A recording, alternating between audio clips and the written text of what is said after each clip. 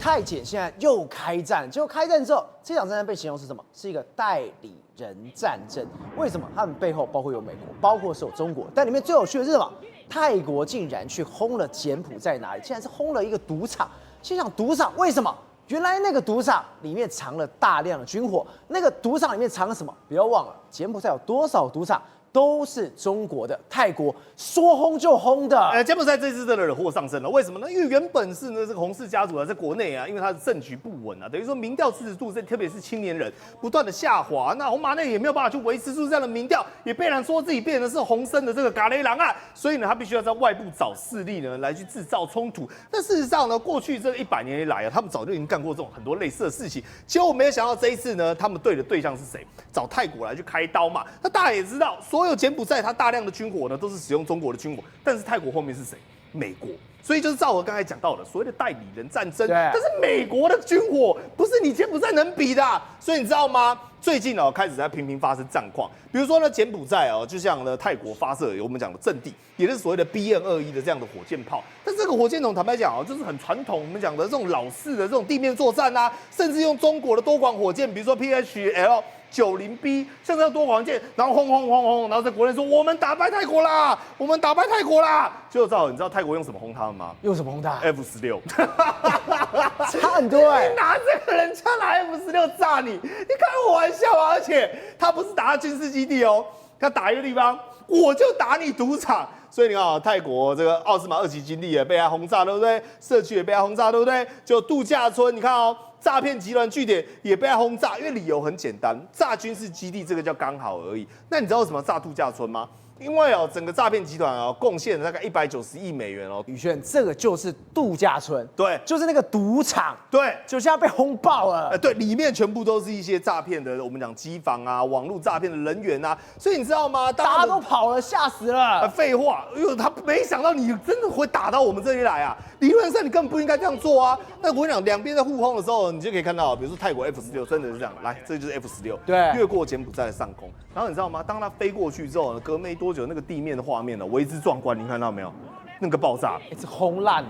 这真枪实弹，他就真的给你用这种空对地的不管是什么样的什么飞弹，直接就给你炸下去。而且呢，泰国甚至干嘛？你在那边玩那些扮家家酒，他直接开坦克就给你撵过去。你看他就开坦克直接往泰国的这种柬埔寨的这种建筑物呢，往里面长驱直入。道理很简单嘛，他要破坏的就是你这些诈骗集团跟你这些相关的金流经脉，甚至是呢，他连新形态的这种无人机作战。同样拍到，你现在看到这个是柬埔寨他们用一个我们讲类似推高机这种怪手，他把呢所谓的干扰的天线以及反无人机的设备装在那边，结果本来是要反无人机的一台有没有看到泰国的无人机砰直接飞过去，就把这个高塔呢直接给撞到，那直接倒嘞，对，他就直接把它撞倒，所以代表说你的反无人机根本没用嘛，而且双边呢在冲突过程当中因为泰缅边境有很多我们讲泰国跟柬埔寨边境有很多所谓的学校。所以呢，原本这些学校开火之后，大家想说应该是假的吧，反正就玩玩而已嘛，还有正常上课，就正常上课到一半呢，跟你讲说因为炮火打过来了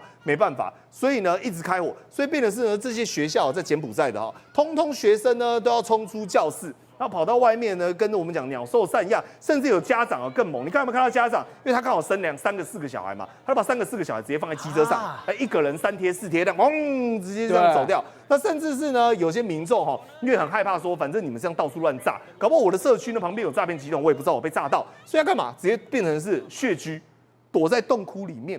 他就在洞窟里面吃他的早餐这是一个小小的你看他身上还穿着学生制服对，所以等于就是说他可能刚从学校逃出来之后，他就躲在洞窟里面而且这上面都有书对啊，这也太惨了，在洞窟里面一边温习功课，说等你们什么时候打完，什么时候去考试所以川普现在当然有打电话了跟这双边呢，不管是泰国、柬埔寨斡旋说，哎呀 ，we want peace。No fight, no war， 就开始跟他们说，我希望呢，你们大家可以和解不要再这样继续吵下去。他说呢，因为这2个都是很强大的国家，我当然呢希望能够第一时间呢把它去阻止嘛。但是你知道吗？泰柬的作战当中反而有一群人不是泰国人，也不是柬埔寨人，受伤惨重。你知道什么吗？中国人。中国人最惨。对，中国人最惨，因为柬埔寨很狠嘛。他就是反正我打不过你，我就跟你玩烂仗，我就是整个边境沿线，我全部都布一大堆地雷。那布一大堆地雷呢？你知道那些边境哦，特别泰国跟柬埔寨什么最多呢？诈骗集团最多。所以有一个中国籍的诈骗集团男子，他就想说，哎呦，我要赶快浪杠。来绕跑，结果他就踩到那个地雷，然后整个脚呢就变到整个脚掌都不见了。然后想说奇怪，为什么会发生这种事情？但是你知道吗？对，柬埔寨也不认哦，他也太惨，真的是在边境被炸完之后，一军人抬他下来的。对啊，而且我跟你讲啊，没有人要对他负责，你知道为什么吗？柬埔寨说我没有这诈骗集团，我不认识啊。然后人家说那明明就是你们园区的，然后泰国说那是你们的，他说不是啊，因为他没有入境资料啊，他偷渡来的、啊，所以不关我的事。讲白了，这些中国哪一个猪仔，哪一个奇奇怪怪的这些干部，谁会是正常入境啊？都嘛是被你们骗过来，不然是偷渡过来的。所以你知道吗？他们就说泰国边境啊，警察在巡逻，无人机在找的时候，就才发现这个中国的男子。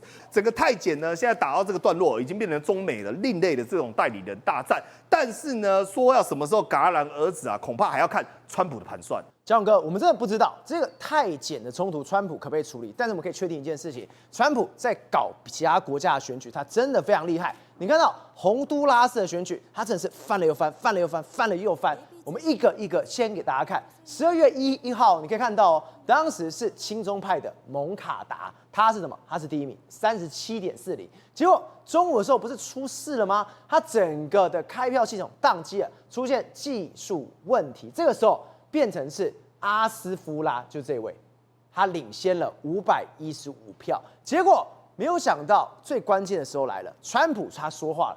12月1号的晚上，他就跟大家讲：“你今天洪都拉斯敢给我去搞什么的话，你们会变成地狱哦，我会处理你哦。”而且公开支持阿斯夫拉。结果没想到12月2号又开始重新计票，完蛋了。这个时候换成第二个是纳斯拉拉，另外一个一样是亲美的纳斯拉拉，稍微超前。结果以为终点已经没了，已经到了，已经结束了。12月9号。计票完成99.4%，阿斯拉夫他又翻转了，又翻转成为第一名了。哎，川普这样搞人家选举，他一句话，他真的这么厉害？美国是有很多那个办法来影响别人的那个大选的哈，这个也有潜力。那么现在看起来，美国重视洪都拉斯哈，是因为那个美国现在要把重心先优先搞定那个南美洲啊，拉丁美洲，这个算是他的后院。然后他现在呢要避免拉丁美洲因为经济不好等等涌出很多的所谓非法那个移民，对，涌入美国，造成美国现在很头痛嘛。川普在对付非法移民，他很多非法移民是来自拉丁美洲嘛，所以他要那个在墨西哥下面的话，这像洪都拉斯这些的话，能够设下防线，你们能够把非法移民挡下来，不要一直涌入美国，造成美国的困难嘛。那洪都拉斯如果能够争取过来的话，他情况改善啊，比如说跟台湾恢复邦交。川普很想把洪都拉斯做成一个模范生嘛，对，然后让中美洲、南美洲哈去有样学样嘛，说不定就好几个邦交国跟台湾恢复嘛，恢复邦交，因为他们跟中国建交好像没拿到好处嘛，所以呢拿洪都拉斯开刀，说不定他开第一枪，回到台湾这边，回到美国这边，对，那不再做中国的代理人，说不定有这个效果。然后他影响别人选举哈，其实。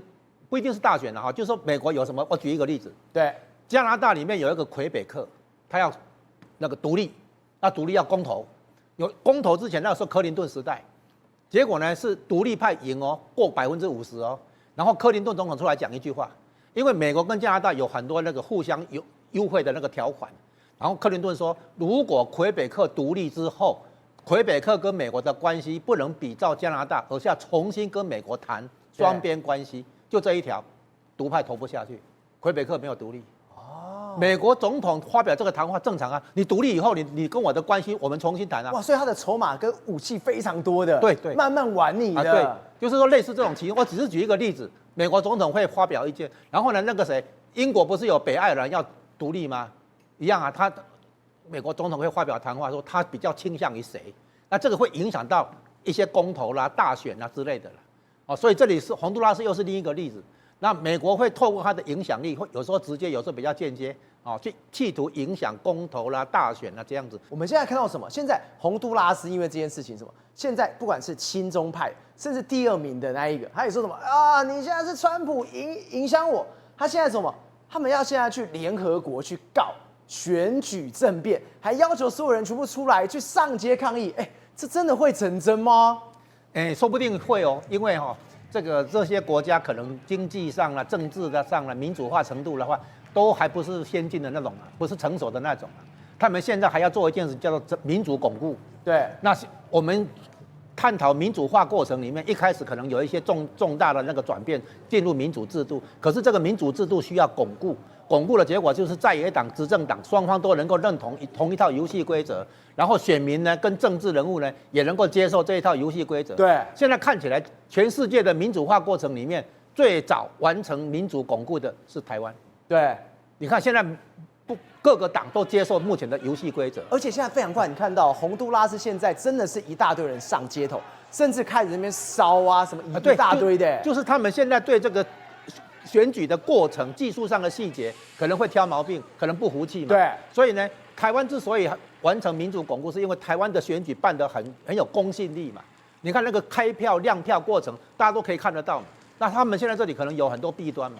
那台湾早期的时候也有选举弊端嘛，走过来，现在选民需要被教育嘛。现在洪都拉斯的人要看清楚投票怎么开，怎么投，投票跟计票是两回事嘛。对所以呢，他们也要走过这个过程，然后选民的那个素质提高，选民对选举的过程的认识、民主的认识提高以后，很多弊端就可以省掉嘛。现在的话，他们可能还在民主化的早期阶段，还在走民主巩固的过程。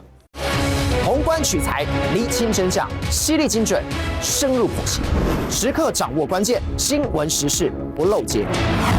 老时段，新气象，我是钟浩和，关键时刻2.0全新出击。